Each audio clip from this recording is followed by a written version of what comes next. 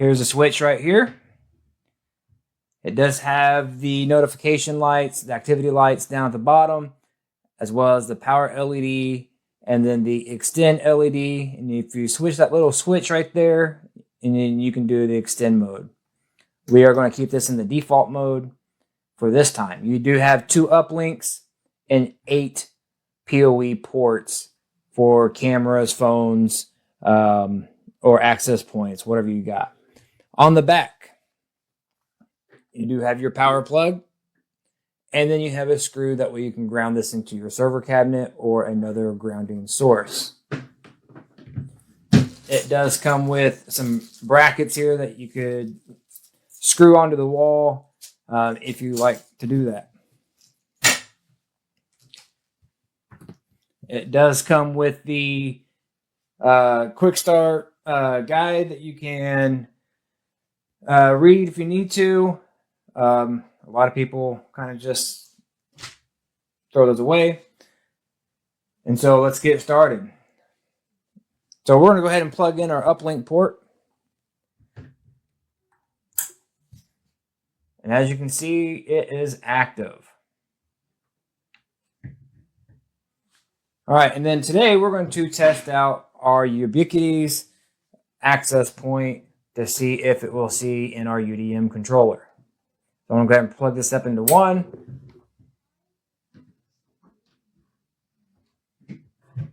And as you can see, the PoE, it is working. And so we're going to give it just a second here while that's booting up. I am going to go ahead and switch this over to our UDM Pro. All right. So now I am in my UDM Pro. I've already logged in. And so we're going to go ahead and see if it will detect.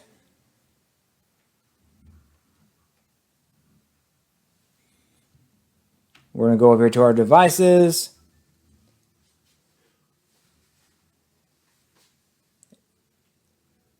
And so far it has not yet, but sometimes it does take a while for the, nope, there it goes right there. So we already have it here.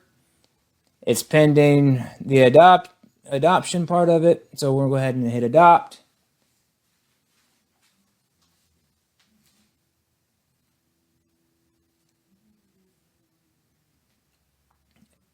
The adopting process does take just a little bit, about a minute, maybe 2 sometimes, depending on your configuration.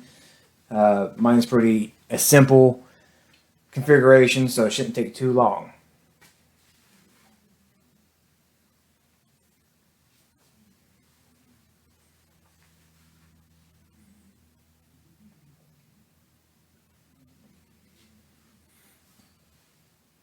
All right, now I'm going to go ahead and switch back. While that is adopting, we can tell if it adopts fine, if it, for our LED lights on our Ubiquiti's turns solid blue. All right, so we're still waiting for the adoption process to take place. And it should happen here soon after it does a reboot.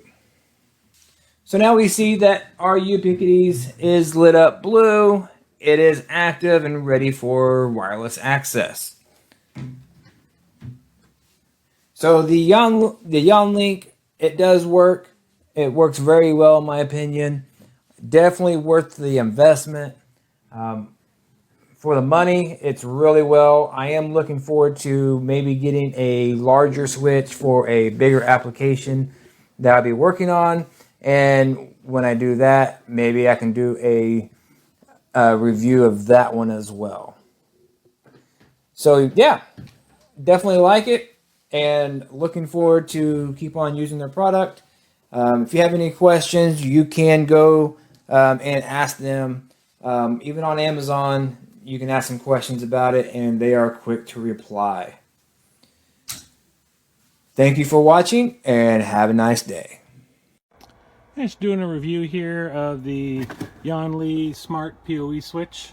This is the 18-port switch, and you know the reason we got it is we moved into a new home, a smart home that has a ton of wired connections all throughout the house, has hard points for cameras inside and outside, and stuff. And before, you'll see some pictures I'll post in my review of the before from the company came in, and it had just a bunch of other equipment, as you can see here.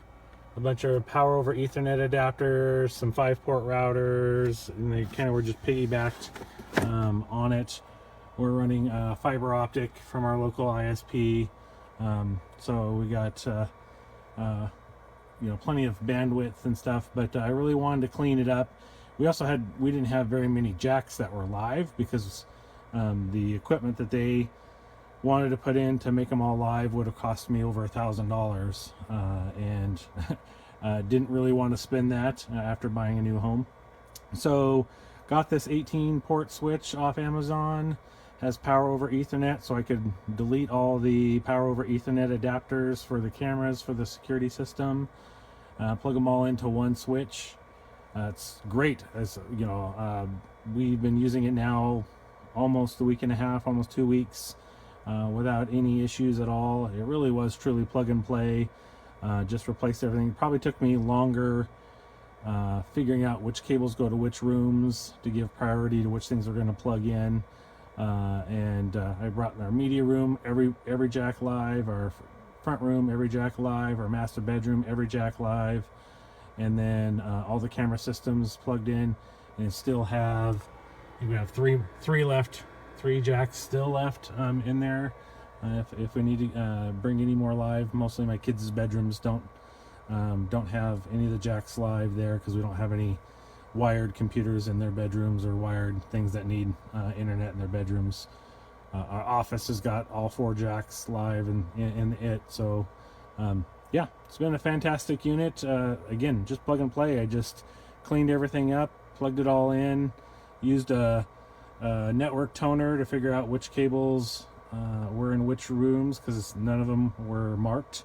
I'll probably come back and mark those later, but a lot cleaner and a lot easier system. So highly recommend it. It's a nice little unit, stays nice and cool to the touch.